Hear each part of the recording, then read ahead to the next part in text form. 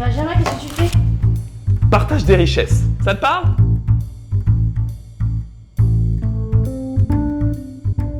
Robin et Christabel sont nés dans une ville comme les autres, dans une famille aimante mais pauvre, si pauvre qu'elle devait voler pour nourrir les siens. Casse-prison, fin tragique. L'histoire que va nous raconter la compagnie du Théâtre de l'Argument est une adaptation contemporaine du conte Robin des Bois. Mais ça ne s'arrête pas là. On va suivre le procès amusant et étonnant de la sœur de Robin, accusée de détournement de fonds, vol, sabotage. Mais il y a un problème. Son frère est le grand absent de l'audience. Et si Robin, R-O-B-I-N, était le nom d'une organisation secrète visant à répartir au mieux les richesses?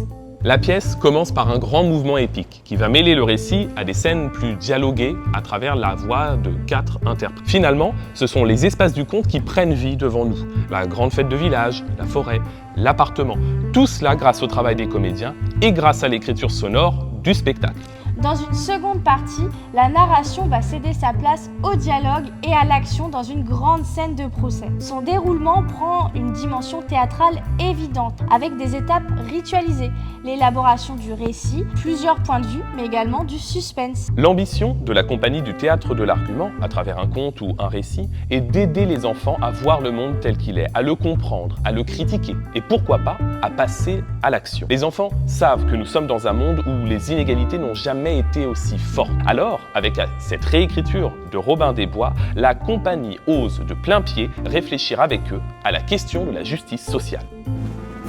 Ce qu'offre Maya Sandoz à son public, c'est une scénographie de conte pour enfants, bordée de lumière magique.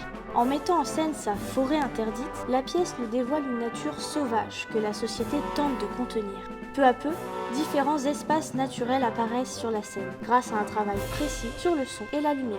Sensorielle, émotionnelle, la mise en scène glissera vers un réalisme qui donnera à voir un univers mental et une inquiétante étrangeté.